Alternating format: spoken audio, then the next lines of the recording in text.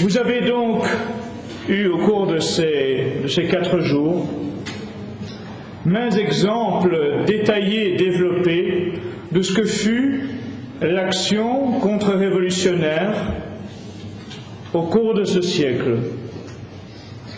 Ce qui peut, à mon sens, impressionner dès le départ, c'est que tous les mouvements dont nous avons entendu parler au cours de ces jours-ci ont rassemblé des foules impressionnantes, que plus d'un mouvement, le mouvement du général de Castelnau par exemple, rassemblait des centaines de milliers de personnes, et le plus infime de ces mouvements en rassemblait déjà plusieurs milliers. Et quand nous voyons la situation d'aujourd'hui en comparaison, nous nous rendons compte à quel point l'œuvre révolutionnaire, elle, a bien avancé, et par contre, à quel point la mobilisation contre-révolutionnaire s'est effondrée. Comment est-il possible qu'en un seul siècle, en quelques décennies à peine, toute la capacité de saine résistance de la France, toute la capacité de saine mobilisation des catholiques de France se soit autant réduite?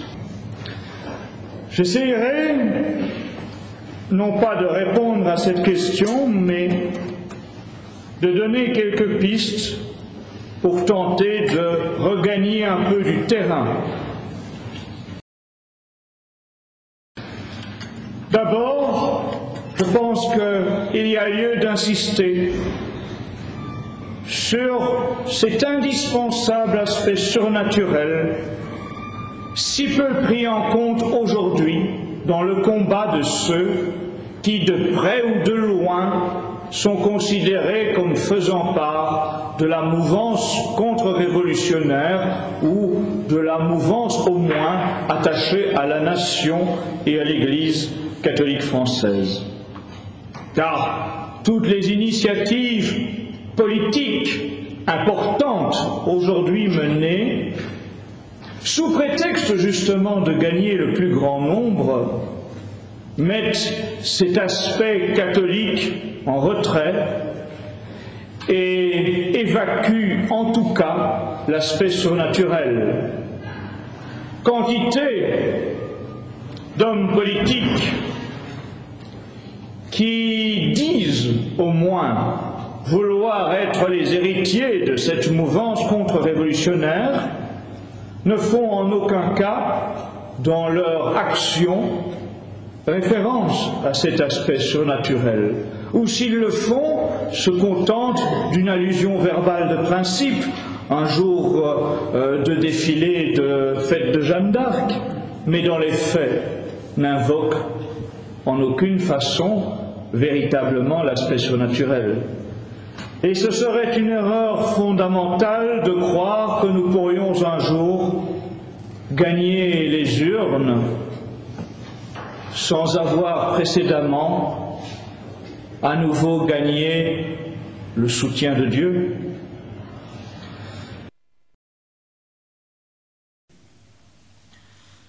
L'heure doit être à la reconstruction d'un tissu naturel, indispensable à la diffusion de notre doctrine. Les maux qui ravagent notre civilisation ne seront pas résolus par une droite molle, honteuse de ce que représente véritablement et totalement l'héritage catholique. Si l'on veut traiter le problème dans son ensemble, et non pas simplement en surface, mais en profondeur, la seule réponse qui convient est la mise en application de l'ordre social chrétien. Et comment envisager un tel objectif au vu de l'état de pourrissement de notre société?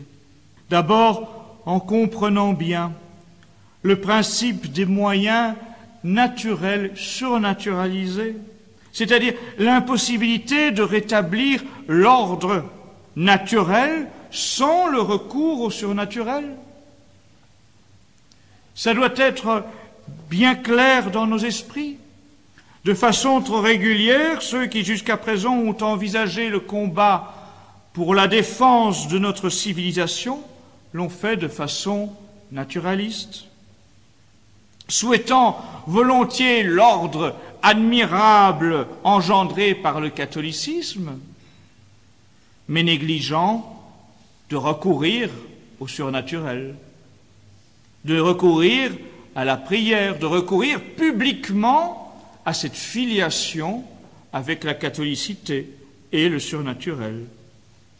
Or, la gravité de la situation, la simple analyse froide et méthodique des faits, et notamment des faits démographiques, devrait faire comprendre qu'il est raisonnablement devenu plus que jamais impossible d'espérer le salut de nos patries, de nos peuples, sans un secours divin. Le combat contre-révolutionnaire ne l'est authentiquement par rapport au sens réel de ces mots de contre-révolution que lorsqu'il se soumet humblement à ce besoin du surnaturel. Une fois cet élément bien assimilé, bien accepté, il s'agit de comprendre que la révolution est partout. Partout, et que le combat contre-révolutionnaire doit donc être également mené dans tous les domaines, dans le domaine politique bien sûr, mais aussi dans l'économique, dans le social, dans l'éducation, dans la famille, dans l'éthique, mais aussi dans le culturel. Hier, nous avons eu droit à une excellente surprise. Cette pièce de théâtre qu'on nous a présentée fut une merveilleuse illustration de ce propos. La culture, oui.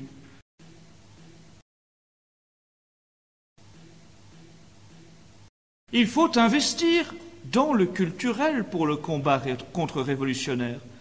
C'est un domaine que nos adversaires, eux, ont bien compris depuis des décennies. L'utilisation du culturel pour transformer les esprits. Les révolutionnaires ont un théoricien, Gramsci, qui a vraiment réfléchi à un manuel devant servir à l'utilisation de la culture pour troubler les esprits au profit de la révolution. Et nous, dans nos milieux, trop souvent, nous sous-estimons cet aspect culturel essentiel pour la reconquête des esprits trop négligés dans nos milieux. Toutes les représentations artistiques, musique, littérature, peinture, dessin, sculpture, architecture, photographie, cinéma, théâtre, sont des vecteurs de communication et portent un message sous-jacent, même involontaire. Le bien, le mal, le relativisme, la beauté, la laideur, l'indifférentisme, tout cela joue un rôle dans ce trouble contemporain, dans cette absence de discernement. Il est de grande importance que le combat contre-révolutionnaire investisse ce domaine culturel.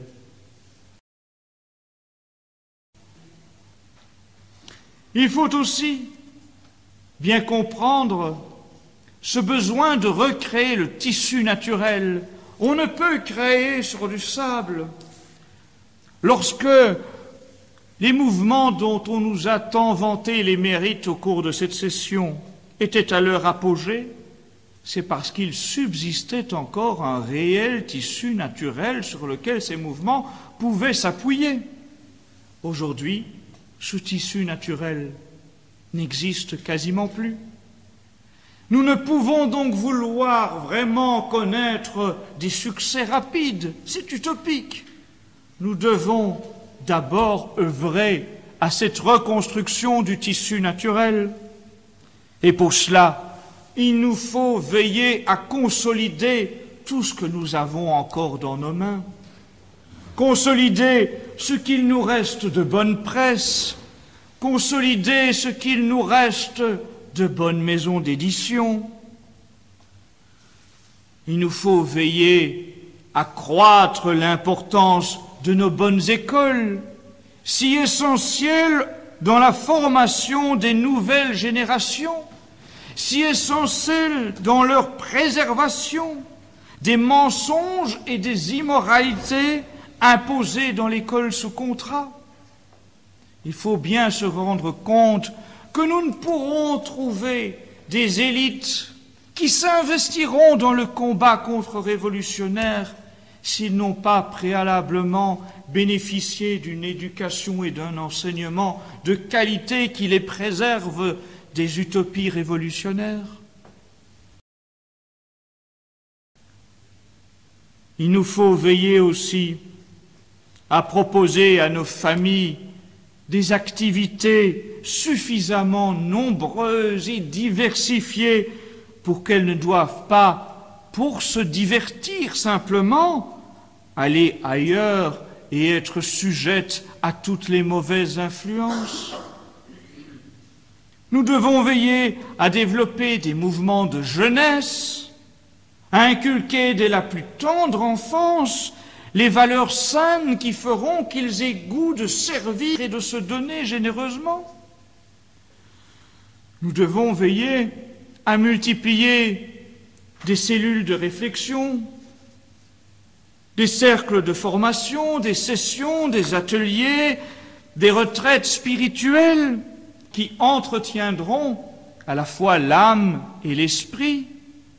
Nous devons veiller à organiser des réseaux professionnels, à faire preuve de solidarité bien ordonnée. Il y a là une absence de notre part de cette compréhension élémentaire de la nécessité de réseau. Or, si nous, dans notre communauté, nous ne comprenons pas cela, comment pouvons-nous espérer recréer ce tissu naturel? Ces réseaux professionnels sont élémentaires à organiser.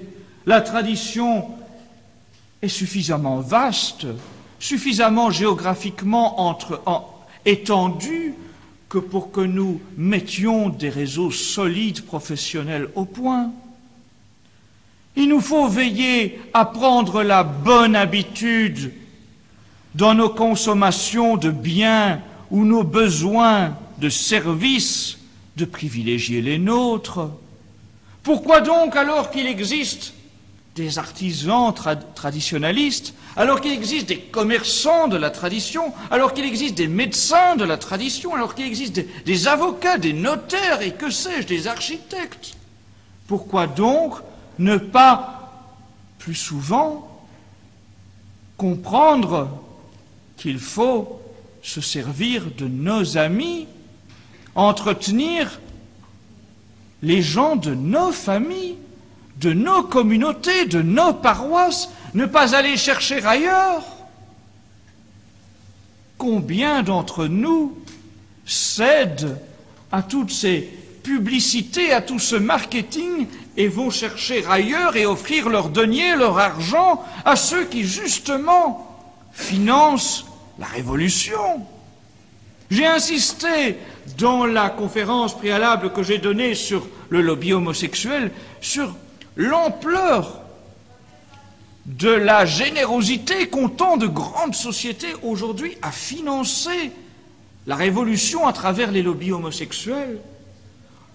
Est-ce que nous comprenons que quand nous donnons notre argent à tant et tant de sociétés, à travers cette simple consommation basique, indirectement nous finançons le subside à tant et tant d'activités révolutionnaires, alors qu'en réalité, il y a tant et tant de domaines de consommation première que nous pourrions simplement faire sur base de ce que nos propres réseaux d'amis peuvent offrir.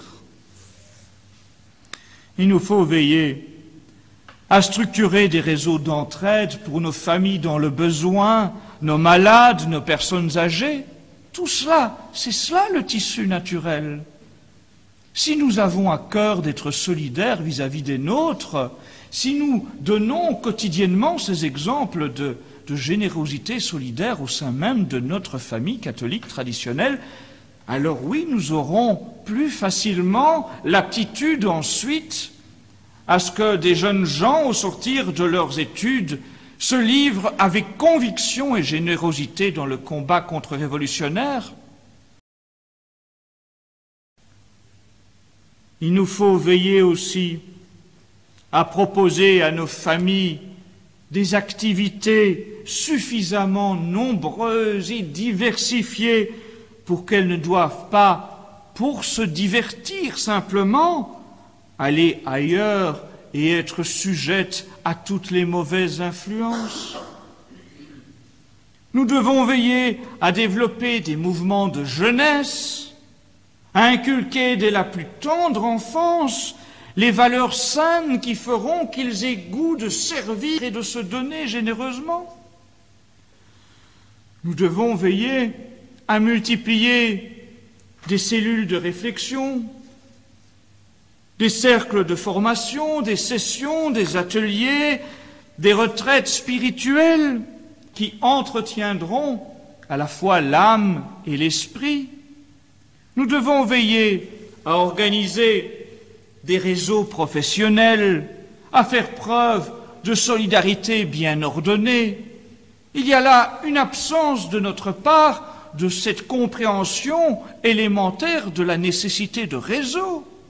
Or, si nous, dans notre communauté, nous ne comprenons pas cela, comment pouvons-nous espérer recréer ce tissu naturel?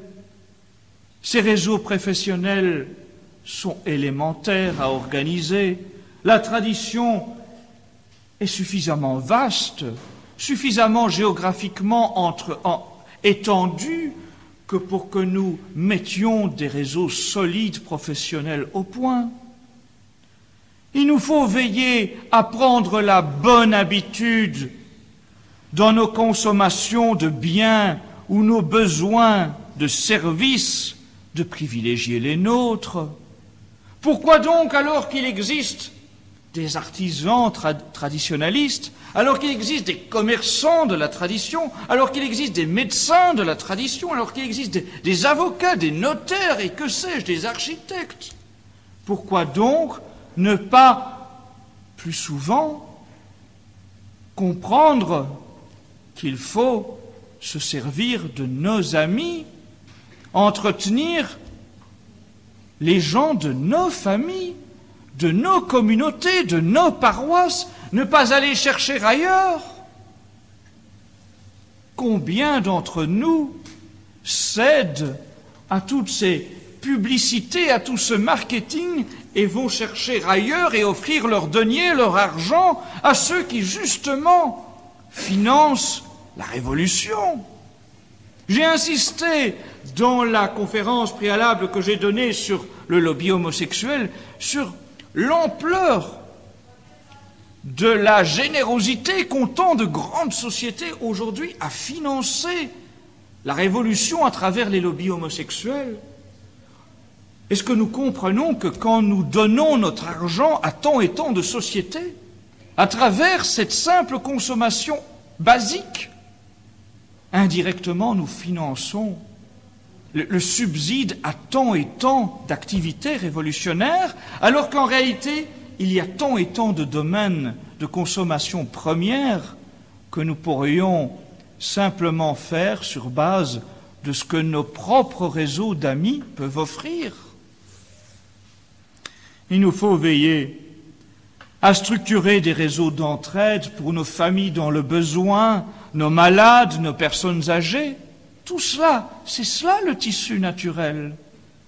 Si nous avons à cœur d'être solidaires vis-à-vis des nôtres, si nous donnons quotidiennement ces exemples de générosité solidaire au sein même de notre famille catholique traditionnelle, alors oui, nous aurons plus facilement l'aptitude ensuite à ce que des jeunes gens, au sortir de leurs études, se livrent avec conviction et générosité dans le combat contre-révolutionnaire.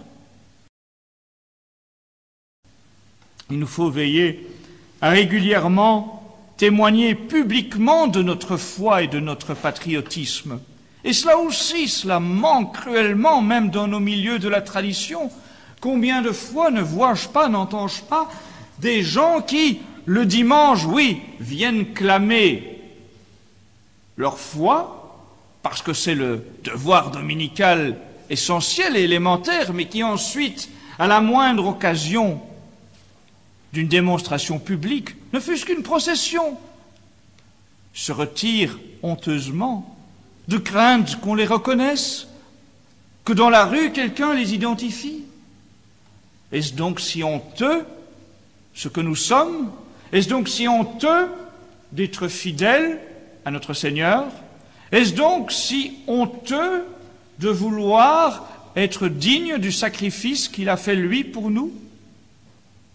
Combien de fois n'entends-je pas des gens qui nous disent « Mais écoutez, dans ma situation professionnelle, comprenez que je ne puis me montrer, que je ne puis militer.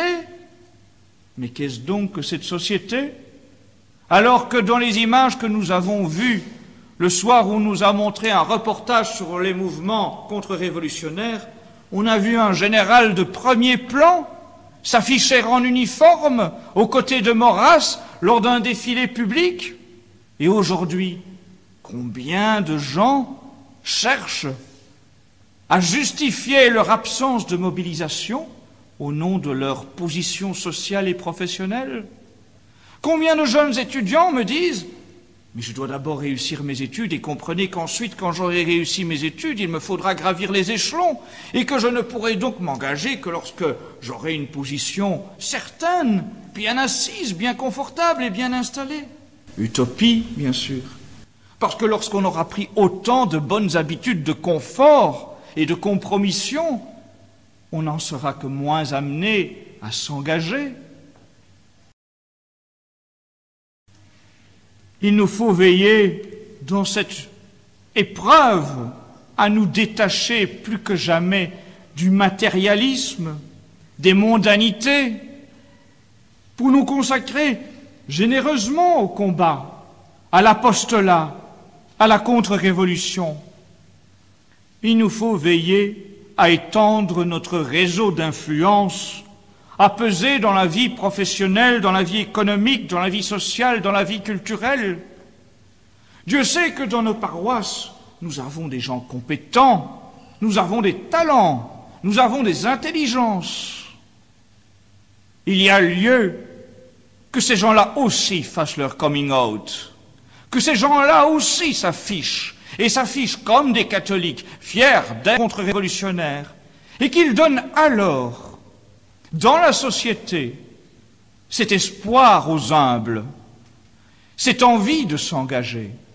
Mais tant que ceux qui sont censés être des élites dans notre mouvance, dans nos chapelles, seront à ce point pusillanimes, honteux de s'afficher, tant qu'ils refuseront de faire partie ouvertement de ce combat contre-révolutionnaire, il est impensable de vouloir alors que d'autres, des petits ou des jeunes, eux, se mouillent et se sacrifient. Et il faut des chefs à ce combat contre-révolutionnaire, des chefs qui assument leurs responsabilités, des chefs qui assument leurs devoirs. Et il n'y a rien d'ailleurs d'honteux si jamais la République devait à un moment devenir plus répressive. Eh bien oui, il n'y a rien d'honteux à ce que des chefs se sacrifient, que je sache. Au contraire, nous aurons alors là, oui, enfin à nouveau de beaux exemples contemporains et pas simplement des références de l'histoire. Parce que cela aussi, tout de même, c'est une aberration.